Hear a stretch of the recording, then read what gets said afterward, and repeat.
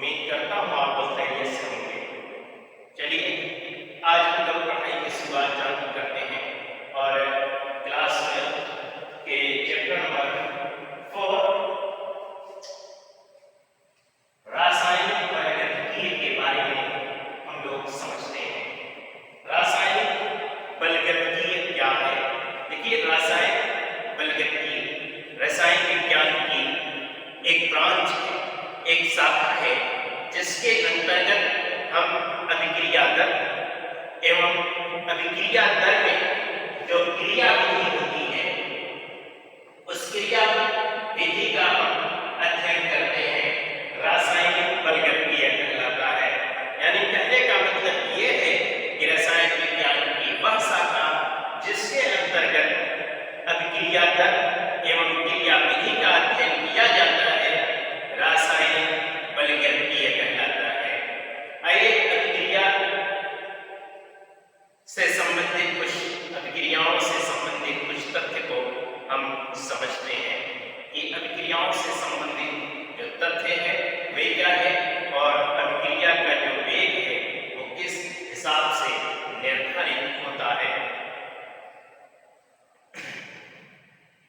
ठीक है, तो जब अगर हम बात करें अभिक्रियाओं के संबंधित कुछ तथ्यों के बारे में, तो इसका पहला तथ्य ये है कि अभिक्रिया कितने मात्रा में आगे बढ़ रही है या पूर्ण हो रही है, जो रासायनिक साम्य में निर्धारित होती है।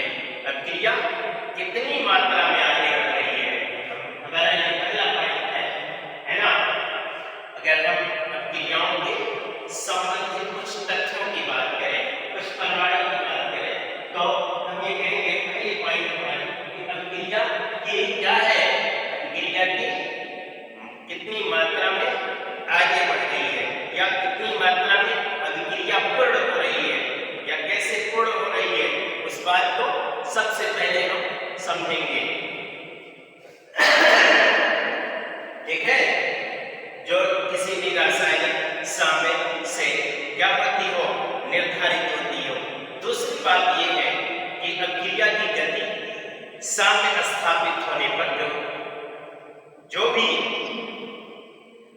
साम्य स्थापित होने में, किसी अभिक्रिया के साम्य स्थापित होने में जो समय लगता है उस समय के बारे में हम जानेंगे और फिर उसमें अभिक्रिया की गति जो है उसमें प्रभावित करने वाले, अभिक्रिया की गति को प्रभावित करने वाले कारक कौन कौन से हैं, है ना।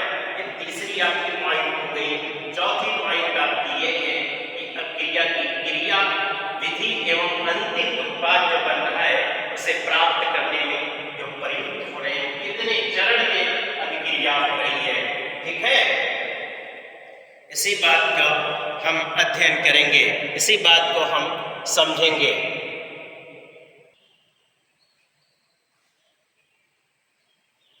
देखिए, हमने कहा जो है कि जो रासायनिक बलगतिकीय है, अगर हम इसकी क्रिया विधि के बारे में हम लोग अगर बात करें तो इसकी जो क्रिया विधि है वो इसके क्रियाओं के अध्ययन संबंधित हम कुछ तथ्यों की अगर बात करें, जो अभिक्रिया संबंधित कुछ महत्वपूर्ण तथ्य हैं, तो ये है कि अभिक्रिया कितनी मात्रा में आगे बढ़ेगी या पूर्ण होगी, जो कि रासायनिक साम्य पर निर्धारित होती है।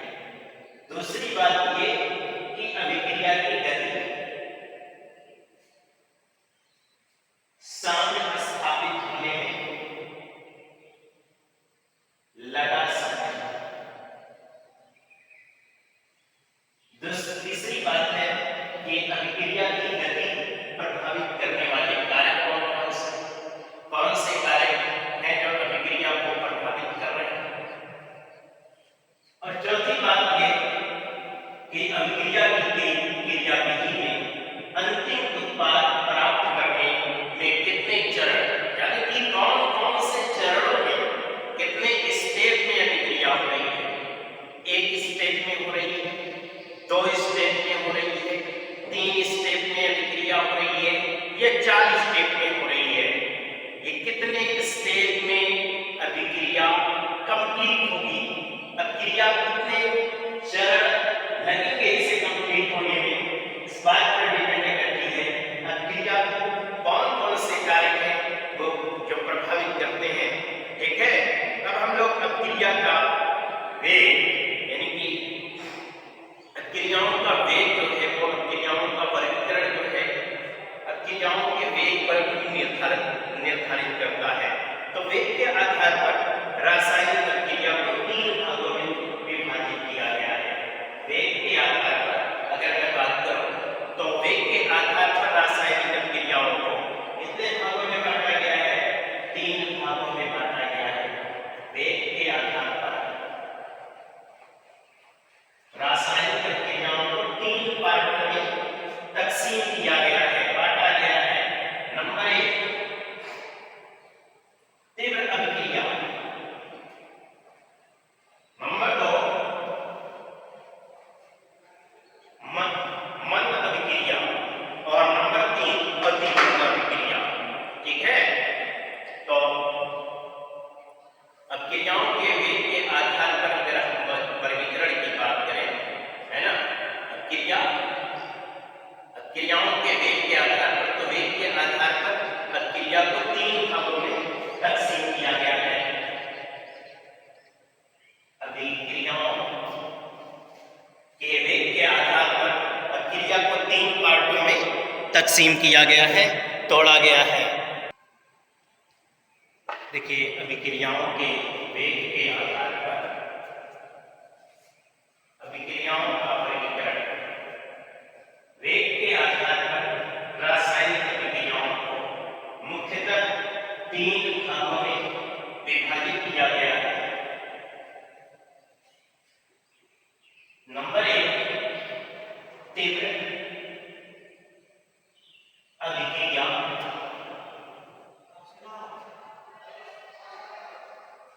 नंबर 2 मंद अभिक्रिया,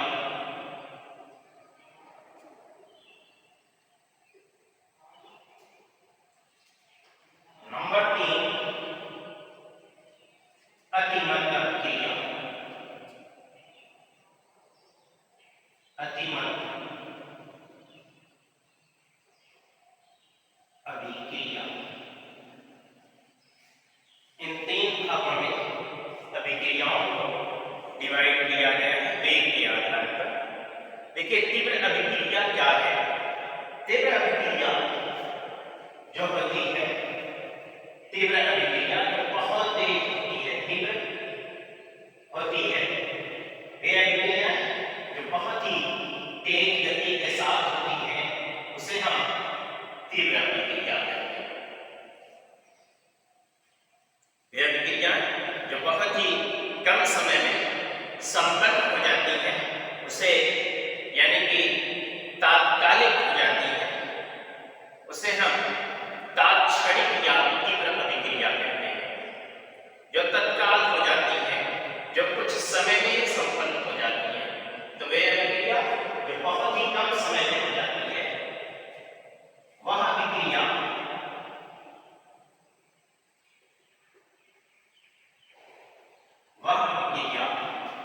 जो बहुत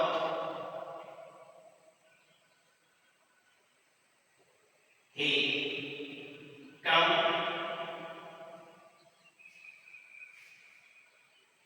समय में संपन्न हो जाती है, संपन्न हो जाती है।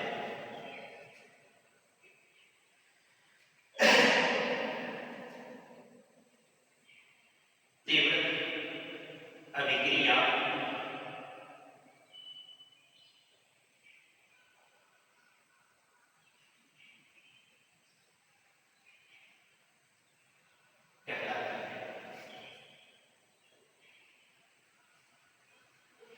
सामान्यतः ये अभिक्रियाएं जो है यौगिकों में होती हैं। ये अत्यंत तेज गति के साथ संपन्न होती हैं।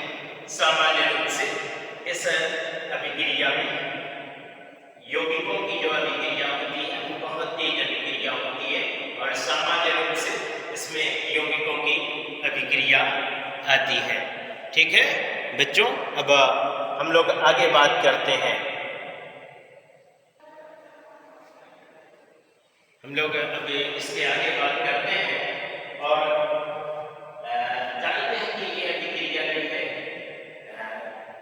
देखिए ये अभिक्रिया जो है ना बहुत तेज हो जाती है। इस अभिक्रिया को होने में तकरीबन जो है 10⁻⁻14 से 10⁻⁻16 सेकेंड का समय लगता है, यानी कि बहुत तेजी के साथ ये अभिक्रिया होती है। इस अभिक्रिया को संपन्न होने में कितना समय, 10⁻⁻14 से 10⁻⁻16 सेकेंड में ये अभिक्रिया क्या हो जाती है, कंप्लीट हो जाती है। ठीक है, अब थोड़ा सा नोट कर लीजिए, इसे आप लोग नोट कर लीजिए तो हम लोग आगे बात करें।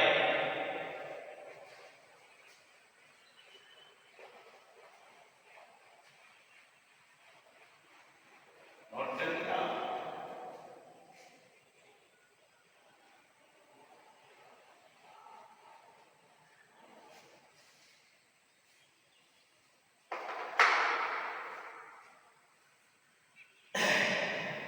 देखिए उदाहरण के रूप में हम अगर बात करें तो इसमें एक अभिक्रिया है AgNO3 प्लस NaC।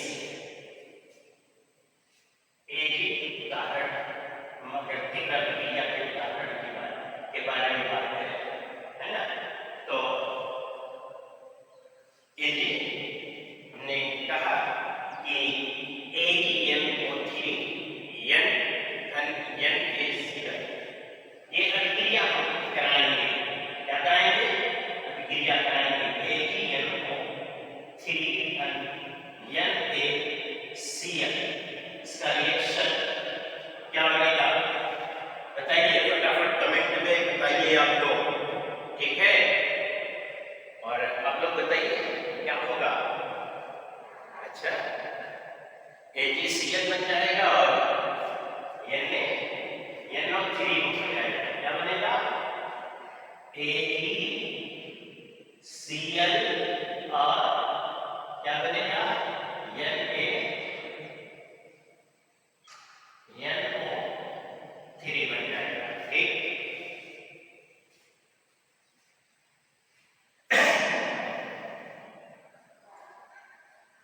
ये बहुत तेज अभिक्रिया होगी, है ना। इसमें जो AgCl होगा उसमें औक्षेप के रूप में क्या हो जाएगा, नीचे बैठ जाएगा। इसमें Ag जो है ये पॉजिटिव और Cl नेगेटिव के रूप में होगा और ये श्वेत औक्षेप के रूप में तुरंत बैठ जाएगा। ठीक है ना, Ag ये पॉजिटिव के रूप में प्लस Cl ये नेगेटिव के रूप में होगा। दोनों जब इक्वस फॉर्म में होंगे, ठीक है, इससे क्या बनेगा? AgCl श्वेत औक्षेप बनेगा। क्या बनेगा? श्वेत औक्षेप बनेगा जो क्या होगा, नीचे तली में बैठ जाएगा। ठीक है, और अगर उदाहरण की बात करें तो NaOH प्लस HCl है ना, ठीक है, कंपाउंड है NaOH प्लस HCl एक कंपाउंड है। इन दोनों का रिएक्शन भी काफी तेजी के साथ होता है। ये भी तीव्र अभिक्रिया के अंतर्गत आते हैं। ठीक है ना, क्या बनेगा? NaCl प्लस और क्या बन जाएगा? H2O बन जाएगा, है ना।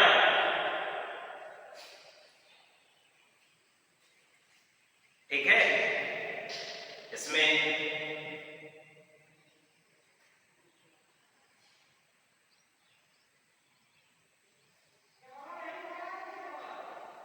ठीक है।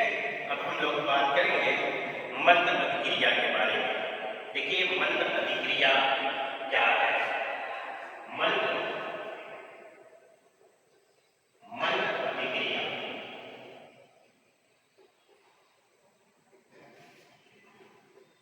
मंद अभिक्रिया क्या है बच्चों?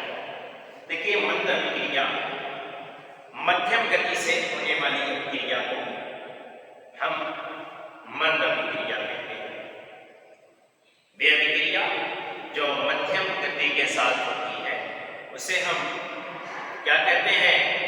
मंद अभिक्रिया कहते हैं।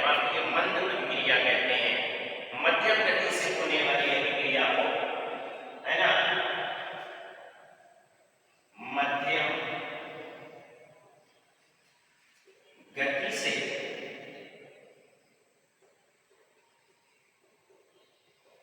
होने वाली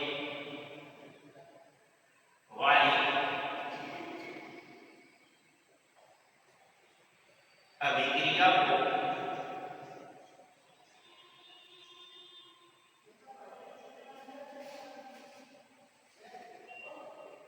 मंद अभिक्रिया कहते हैं। मंद अभिक्रिया कहते हैं।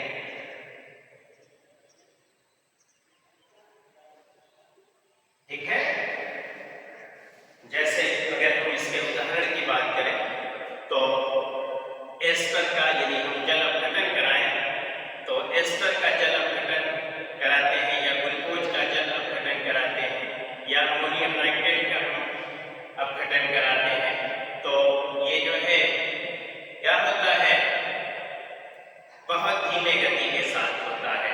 जैसे मिसाल के तौर पर यदि हम ग्लूकोज अपघटन के बारे में अगर हम बात करें, इसके बारे में ग्लूकोज अपघटन के बारे में यदि हम बात करें तो, है ना, ग्लूकोज अपघटन के बारे में अगर बात करें तो इस अभिक्रिया में ग्लूकोज का फार्मूला होता है क्या बच्चों? C12H22O11। इसका हम यदि जल अपघटन कराएं C12H22O11, इसका हम क्या कराएं? यदि हम C12H22O11 का हम जल अपघटन कराएं, क्या कराएं? जल अपघटन कराएं तो जल का फार्मूला क्या होता है? H2O होता है। इसका जल अपघटन कराने पर, है ना, क्या कराने पर? जल अपघटन कराने पर। तो जल अपघटन कराने पर क्या होगा? जल अपघटन कराने पर क्या होगा? पहली बात तो क्या होगा जल अपघटन कराने पर? बोलिए, ग्लूकोज बनेगा, है ना, C6H12O6 प्लस C6H12O6 ग्लूकोज बनेगा। और क्या बनेगा? ग्लूकोज बन जाएगा आपका। और क्या बन जाएगा? ये फ्रक्टोज है आपका। ठीक है ना, आपका फ्रक्टोज बन जाएगा और क्या बन जाएगा? ग्लूकोज बन जाएगा। ठीक है। इसी तरह से अमोनियम नाइट्रेट का अगर हम अपघटन कराना चाहें तो करा सकते हैं, या एस्टर का जल अपघटन, है ना, तो हो जाएगा। ठीक है। अब हम लोग बात कर लेते हैं अति मंद अभिक्रिया के बारे में। मंद अभिक्रिया में अगर हम बात करें तो जो धीरे गई, मतलब 10 घंटे 12 घंटे, है ना, का समय लेती है, यानी कुछ समय लेती है। वे अभिक्रिया जो कुछ समय लेती है उसे हम मंद अभिक्रिया कहते हैं। धीमी गति के साथ अभिक्रिया होती है। ठीक है। अब हम लोग बात करेंगे लास्ट बात हमारी अति मंद अभिक्रिया। अति मंद अभिक्रिया क्या है? ठीक है। एक बार आप लोग स्क्रीनशॉट ले लीजिए इसके। तो चलिए लास्ट टॉपिक हम लोग बात कर लेते हैं कि अतिमंद अभिक्रिया क्या है। अतिमंद अभिक्रिया वे अभिक्रिया है जिसे संपन्न होने पर लास्ट टॉपिक हम लोगों की आज की अतिमंद अभिक्रिया।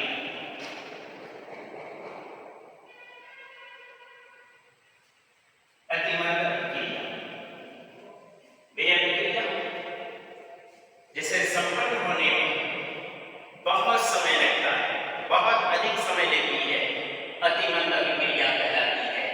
वह अभिक्रिया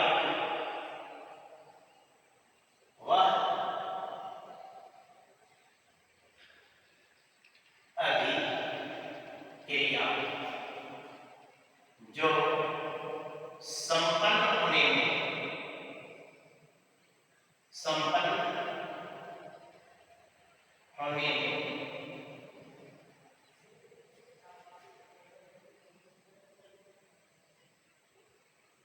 अधिक समय लेती है,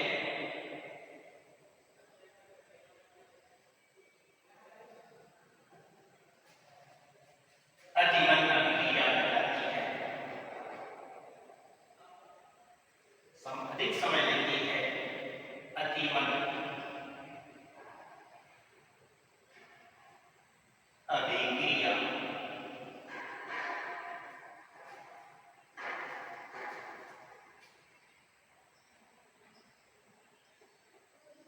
कहलाती है। ठीक है, कहने का मतलब यह है कि इस अभिक्रिया को पूरा होने में महीने, 2 महीने, 10 महीने, 12 महीने, यहाँ तक कि वर्षों का समय लगता है। जैसे मिसाल अगर आपको दूं तो लोहे में जंग का लगना, लोहे में जंग लगती है, जैसे उदाहरण के रूप में अगर हम उदाहरण की बात करें तो लोहे में जंग का लगना, जंग का लगना, लोहे में जो जंग लगती है बच्चों, लोहे में जंग लगने में क्या होता है, काफी समय लगता है। जब लोहा नमी में, पानी की नमी में या नमी में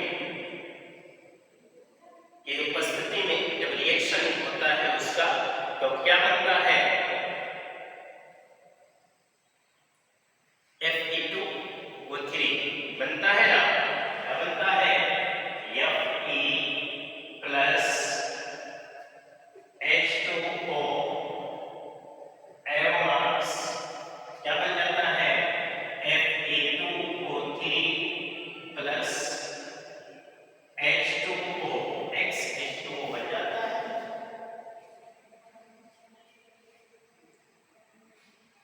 ये H2O यहाँ पर नमी है, ठीक है, यहाँ क्या है, H2O नमी है। तो मैं समझता हूँ आज आप लोगों को रासायनिक बलगतिकीय अभिक्रिया का जो सिद्धांत है, अभिक्रिया जो वेग के आधार पर अभिक्रियाओं को हम डिफाइन करते हैं, तीव्र